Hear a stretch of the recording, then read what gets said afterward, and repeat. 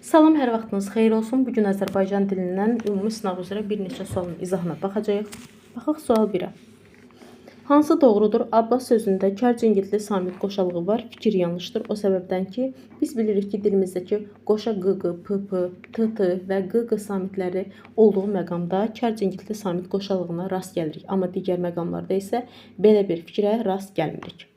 Məhsul sözü məhsul kimi tələffüz olunur və uzanma var. Bu fikir yanlışdır və hərf birləşmələrində səs düşümü baş vermir. İnsanlıq sözündə iki fərqli məqam var. Fikir doğrudur, çünki l-ya çevrilir, q isə x-ya çevrilir. Azadlıq sözündə üç cingiltli samit işlənir, fikir yanlışdır. D-ya çevrilir, q isə x-ya çevrilir. Naməlum sözündə bir səs uzanması var, fikir yanlışdır. Əslində iki səs uzanması var. Naməlum deyə ifadə olunur. İkinci, hansı cümlədə ın mənsubiyyət şəkilçisi deyil? Əgər mən mənsubiyyət şəkilçisini axtarıb tapmaq istəyirəmsə, həmin sözlərin qarşısına sənin və yaxud da ki, öz əvəzliyini qoyacaq. Sənin yaxşılıqlarının qarşına çıxacaq. Sənin kitabların sənə gələcək. Sənin yolun hər zaman uğurlu olsun. Sən öz sözünü vaxtında deyə bilirəm və hər birisində uyğun məna yaranır. Amma digərinə diqqət edək. Sənin qələmlərin biri mənə qalacaq deyə bilmədiyim üçün qələmlərin sözündəki in burada yəli hal şəkilçisidir. Variant olar E. Hansı sözlər düzəltmədir? Yoxla düzəltmə deyil. Yoxuş düzəltmə deyil. Sadədir. Yoxdur. Yoxsa ümumiyyətlə necədir? Köməkçi nitq hissəsidir.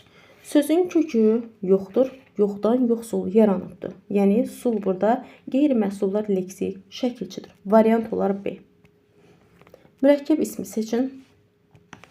Dil ucu, növbənöv, mürəkkəb sifətdir. Üz yuxarı, addan başı mürəkkəb zərfdir. Gəl, ha, gəl, get, ha, get tipli sözlər isə isimdir. Mürəkkəb isimdir.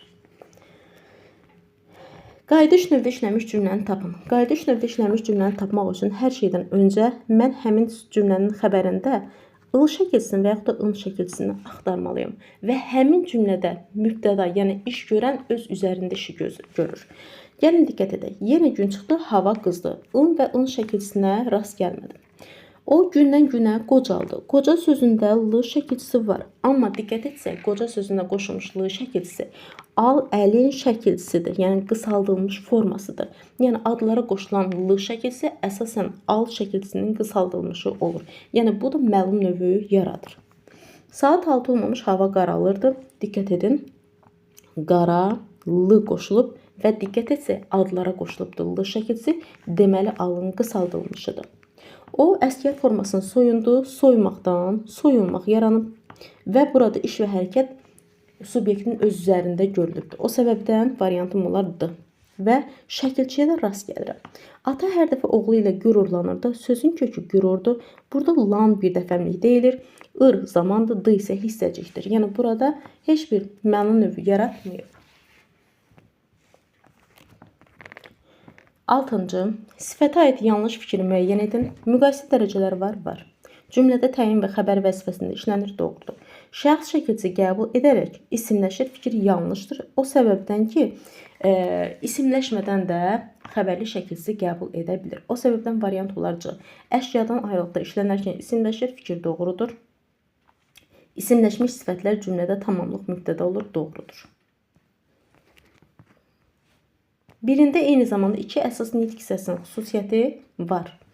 Biz bilirik ki, iki əsas nitq hissəsinin xüsusiyyətini daşıyan sözlər məsdər, fiili sifət və fiili bağlamadır. Gördükdə fiili bağlamadır, oxuyan fiili sifətdir, gəlincə fiili bağlamadır, oxumaqdan məsdərdir. Amma diqqət etsək, küsəyən burada sifətdir, düzəltmə sifət.